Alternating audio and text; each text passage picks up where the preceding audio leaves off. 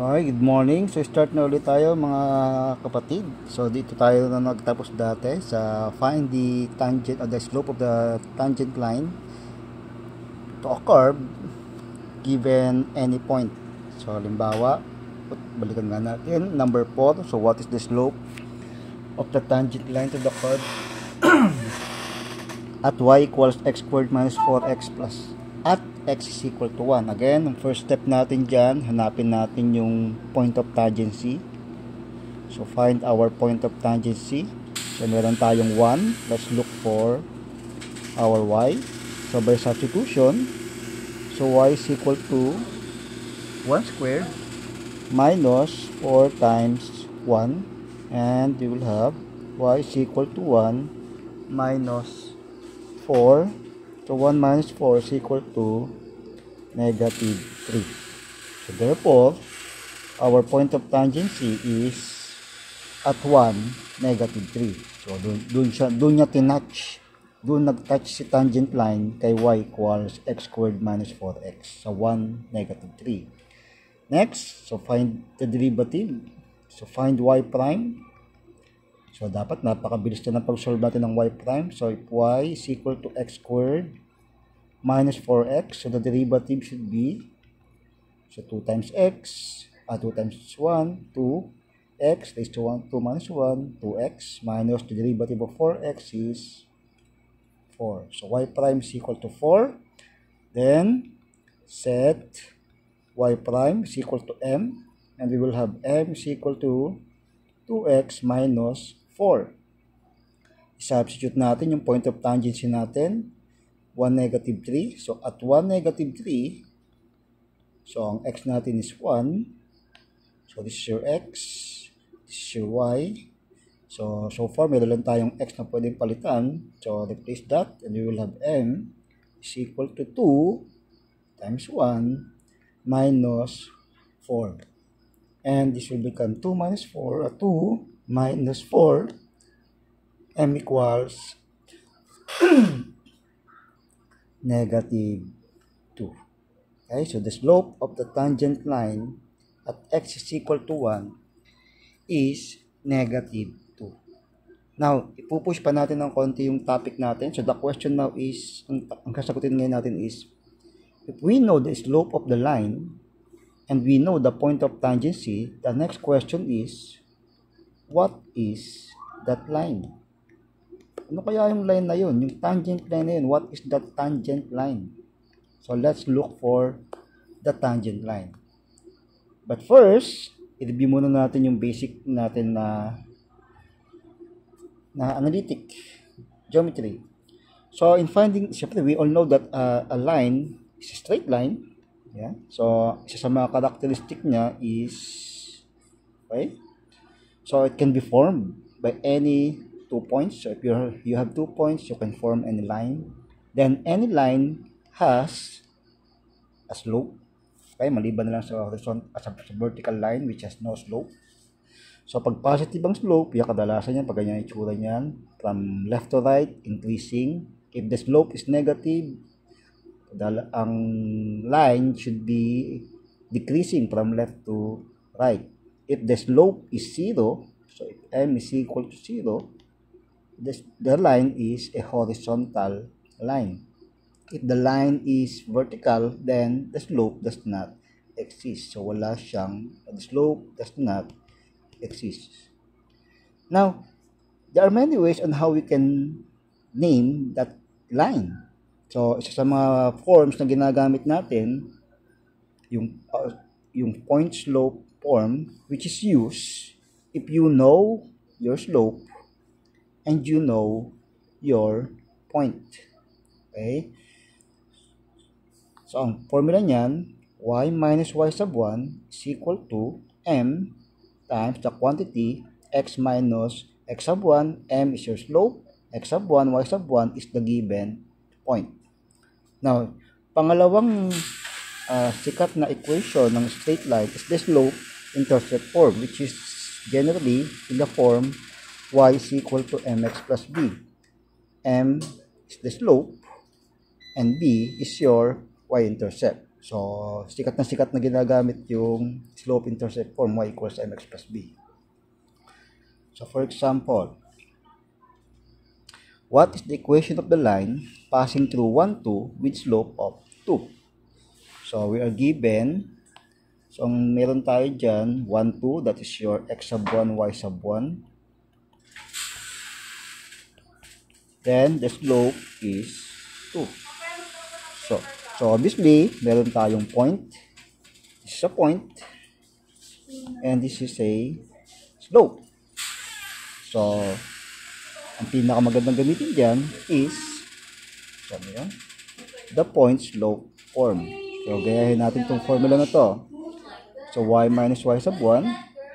So, y minus y sub 1. So, this is your x sub 1. This is your y sub 1. This is your m. So, y minus 2 is equal to m 2 times x minus x sub 1. Okay? So, y, label ulit natin, y minus y sub 1 is equal to m x minus x sub 1. So, palitan ko na itong x sub 1 nito pala. So, minus x sub 1 is 1. Minus x sub 1. So, yan siya, ha?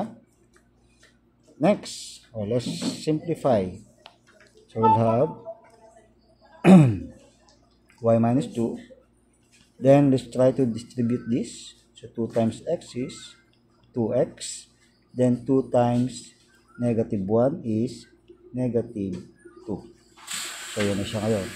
Now, from here, okay, punta tayo, dalhin natin siya kay slope intercept form. Ano ba yung tsura ng slope intercept form ulit? So, y is equal to mx plus b. So, gawin natin siyang ganito. So, from here, gawin natin ganitong form. Gaya lang natin yung form na to. If you will notice, we have y mx plus b. So, sa left side, let us remove the negative 2 here. So, we'll have y minus 2. So, to remove that, using addition property of equality, plus 2. So, please review the APE. Bakit tayo gumamit ng APE dyan? General Math equals. Then, syempre, according to APE, you should add the same sa right side. Plus 2. So, we'll have y and negative 2 plus 2. So, it's 0. Then, 2x. So, negative 2 plus 2 is also 0. So, y is equal to 2x. So, if you'll notice, ikukumpara natin siya. This is your y. It's your m, x. So, ang plus b mo dyan is plus 0. So, kung napapansin, nagtutugma siya, oh. The slope is still equal to 2. Then, parang dito, this time, yung b, yung y-intercept natin is 0. So, your equation is y is equal to 2x. That is your line. Another example. Number 2. What is the equation of the line passing through negative 3, 1 with slope of negative 1/2? So, ang point natin is negative 3, 1. Then, m is equal to negative 1/2. So, substitute natin, y minus y sub 1 equals m times x minus x sub 1. So, substitute natin siya. Ito yung y1 nyo. y1, x1, then m. Okay? So, y minus 1 equals negative 1/2 x minus x sub 1 negative 3. So, take note, double negative talaga to. X minus negative 3. So, simplify muna natin itong double negative. So, y minus 1 is equal to negative 1/2 x, double negative is plus 3.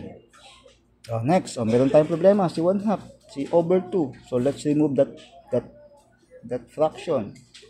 So, the best way to remove that is to multiply both sides by the LCD, which is 2. So we will left with 2 times y minus 1 sa left side. Sa right side, 2 times negative 1 half times x plus 3. O, ano ba naging epekto nito? Tingnan nyo yung naging epekto nito, ha. So this will become 2y minus 2. And this will become, so you can now cancel 2. You are left only with negative 1 times x plus 3.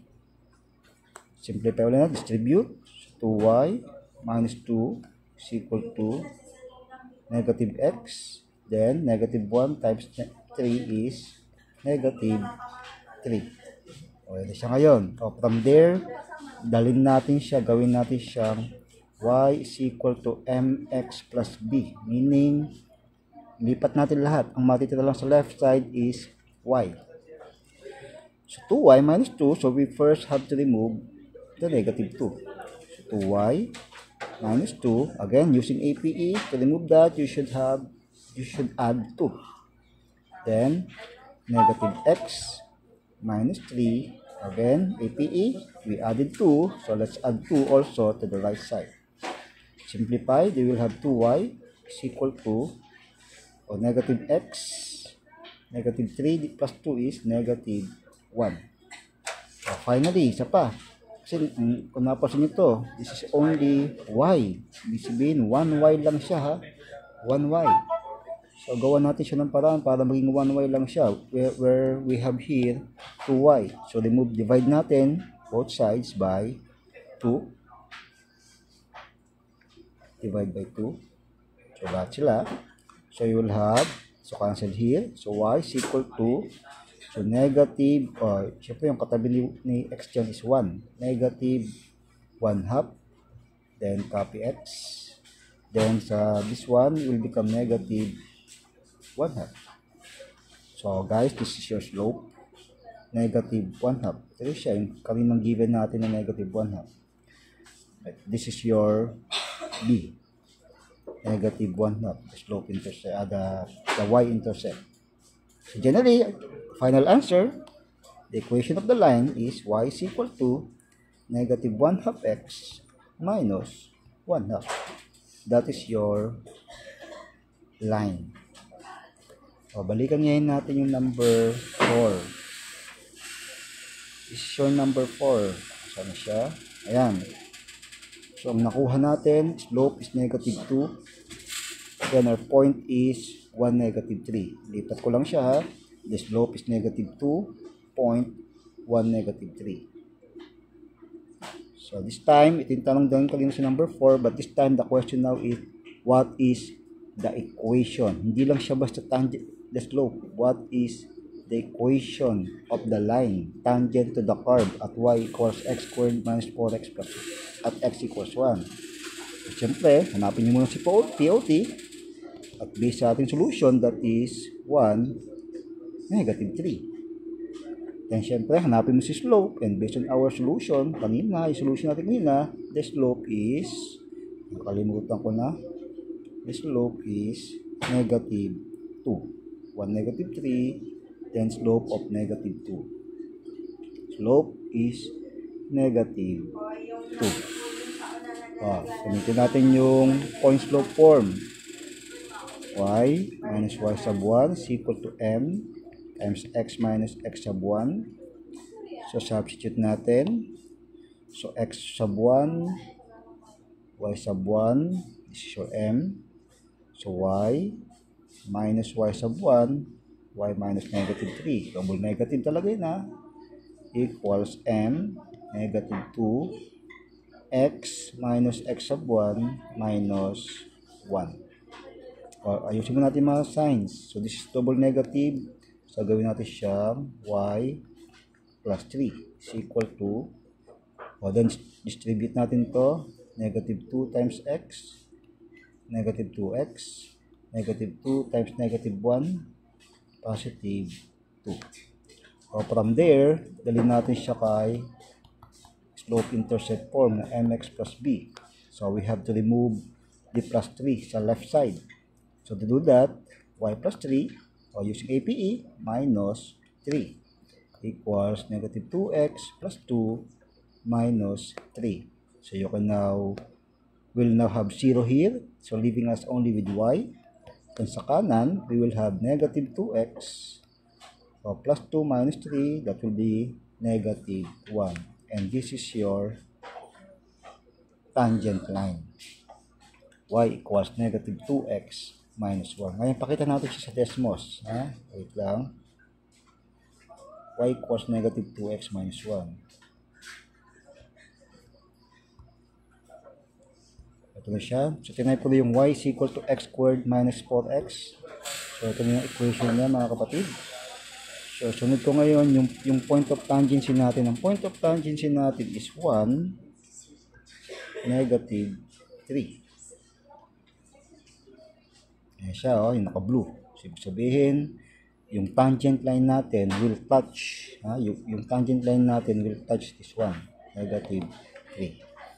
O, dagdag pa tayo ng isa pang figure. Yung y is equal to, na uli yun, negative 2x minus 1.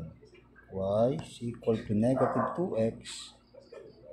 Y equals negative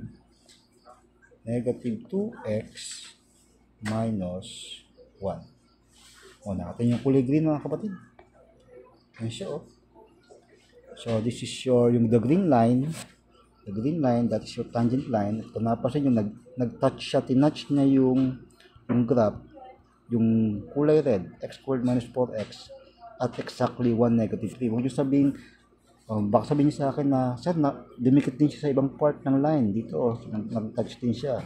So guys, hindi pag sinum out mo yan, nakita mo mayroon pang napakaliit na pagitan dyan. So hindi siya talaga nag-touch dyan. Ito, kung mapapasin nyo, medyo dikit na dikit siya, but still not. Pag sinum out mo yan, makikita mo mayroon pa rin siyang pagitan. Saktong-sakto lang talaga siyang nag-touch sa pula dito sa 1, negative 3. Wala nang iba, sakto-sakto. Kaya pag sinum out mo yan, yan. Sana wag maglag yung ginagamit ng Desmos. Nakita niyo yan, wala na, sagad na pala.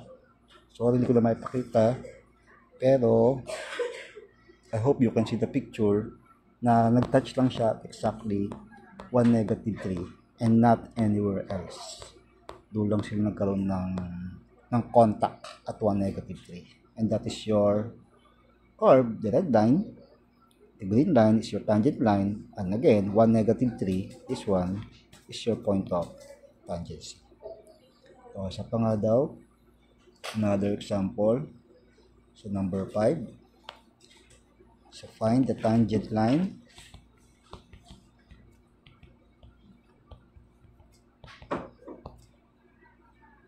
to the curve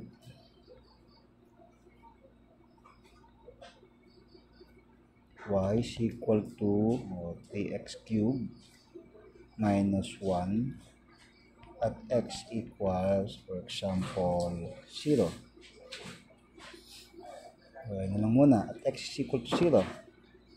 First step, syempre, hanapin nyo muna yung point of tangency since hindi pa siya given kung nasaan yung point of tangency. Meron lang tayo, x is equal to 0. So, hanapin natin siya. So, y is equal to 3x cubed minus 1. Then, y is equal to 3 times 0 cubed minus 1. Y is equal to 3 times 0 minus 1. Y is equal to 0 minus 1. And y is equal to negative 1. So, the point of tangency is 0, negative 1. Next, find the slope. Find y prime pala. Find y prime.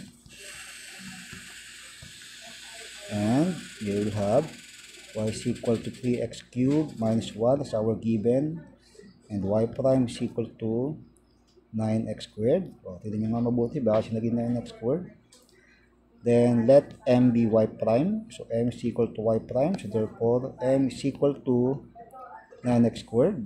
And then, finally, substitute natin yung POT at 0, negative 1. So, x 0, y is negative 1. So therefore, m is equal to 9 times 0 squared equals 9 times 0, and finally, the slope is 0. Okay? Solve na ngayon natin yung general equation niya, yung equation ng line. So, let's do this at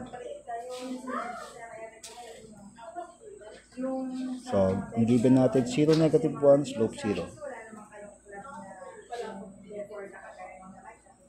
So, m is equal to 0, 0, negative 1. That's your point of tangency. Again, apply natin yung y minus y sub 1 is equal to m times x minus x sub 1. So, you will have y minus negative 1 equals 0, x minus 0. Again, take note, this is your x sub 1, this is your y sub 1. So, y double negative 1 is equal to y plus 1 equals 0 times x, 0, 0 minus 0, 0. Then, finally, y is equal to y plus 1 minus 1 is equal to 0 minus 1 using APE. Then, y plus 0 is equal to negative 1. And that is your line. Y is equal to negative 1. And so tingin nyo, anong klaseng line kaya to? Yes, kung naisip nyo, this is a horizontal line. You are correct. Okay? So tingnan natin siya sa Desmos. Try mo natin sa Desmos sa beses pa. Y is equal to 3x cubed. Y is equal to 3x cubed. Y is equal to 3x cubed. Wait lang. 3x cubed minus 1. Minus 1. Ang point of tangency na solve natin is 0, then negative 1. Para ko mawala dyan ba? Gusto nga dyan. 0, negative 1. Then ang equation natin, y is equal to 2, then y is equal to negative 1. Y is equal to negative 1. Dali lang ha. Ito yung lilipat yung channel. Y is equal to... Mas ka nga dyan kapatid. Ano ba mawawala dyan? Yun. Negative 1. Oh, sorry, double negative. Negative 1. Yan, negative 1. O yan, napasin nyo na. Napasin nyo na ba siya mga kapatid? Ito siya oh. So this is your tawag dito curve. That's 0, negative 1. That's your tawag dito point of tangency. Then this is your curve, and this is your horizontal line. Y is equal to negative 1. Another example tayo. Sa nga daw, yung medyo mahaba. Y is equal to 5x cubed minus 4x squared plus 2x minus 1 at x is equal to mag-check tayo, 1 na lang muna. 1. Solve natin si point of tangency. So POT, we need to find our POT, and so far we only have x is equal to 1. We need to look for y. Now, to do that, substitute natin. Y is equal to 5 times 1 cube minus 4 times 1 squared. Substitute natin sa f of x natin plus 2 times 1 minus 1. And you will have 5 times 1 minus 4 times 1 plus 2 times 1 minus 1, because 1 cube is 1, 1 squared is 1. Okay? And syempre, pambata na lang to. 5 times 1 is 5. Minus 4 times 1 is 4. 2 times 1 is 2. Then minus 1. And y is equal to 5 minus 4 plus 1. 1 plus 2. 3 minus 1. So y is equal to 2. So the point of tangency is 1, 2. Okay? Next, find natin si y prime.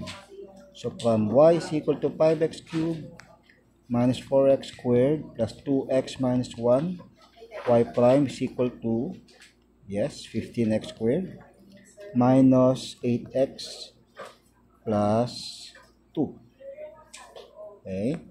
So sabi natin, let y prime be equal to m. So m is equal to 15x squared minus 8x plus 2.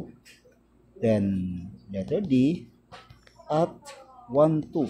Substitute natin. So, this is your x.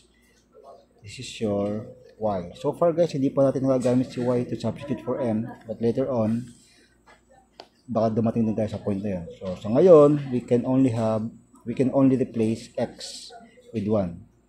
So, m is equal to 15, 1 squared, minus 8 times 1 plus 2. M is equal to 15, 1 squared is 1, minus 8 times 1 plus 2. So, M is equal to 15, minus 8 plus 2. So, M is equal to 15 minus 8, 7 plus 2 is equal to 9. Yan. Ito yung dalawang kailangan natin. Yung letter A, ito, saka ito. M is equal to 9. Okay? So, 1, 2, M equals 9. So, 1, 2, M is equal to 9. So, from there, so, tandaan nyo, this is your x sub 1, this is your y sub 1, and this is your m. So, y minus y sub 1 is equal to m times x minus x sub 1. So, y minus 2 is equal to 9m, x minus x sub 1, 1. So, y minus 2 is equal to 9x minus 9. Distribute natin siya. Gawin na ngayon natin siyang mx plus b. So, y is equal to 9x. Sorry. Nilipad ko agad. I-apply mo natin si APE para makita natin siya. So, y minus 2. So, remove that negative 2. To remove that, we should add 2. And 9x minus 9. Through APE, we should also add 2. APE. Okay? So, negative 2 plus 2 is obviously 0. Then, 9x, negative 9 plus 2 is negative 7. So, this is your equation. Tingnan natin for the last time kung tama ba yung pinagagawa natin din eh. 5x cubed minus 4x squared. Okay. 5x cubed. Y is equal to 5x cubed minus 4x squared plus 2x, tama ba? Plus 2x minus 1 plus 2x minus 1. Then, ang nakuha nating point of tangency is 1, saan na siya? 1, 2. 1, 2. 1, 2. Then, ang ating equation is y is equal to 9x minus 7, the tangent line. Y is equal to 9x minus 7. 9x minus 7. Okay, tinangayin natin siya kung itsura niya. Ayan siya mabili. Okay. So again, the red line, that is your curve. Yun yung nasolve natin point of tangency, yung 1, 2. Okay. Then, yung nasolve natin straight line. Ayan siya, oh. Yan siya talaga, oh. Yung green lang na yan. At nag-touch lang siya. Okay. So, that's how we find the slope of the line, the tangent line, to a curve at any given point. Okay. So, yun muna tayo sa ngayon. Thank you.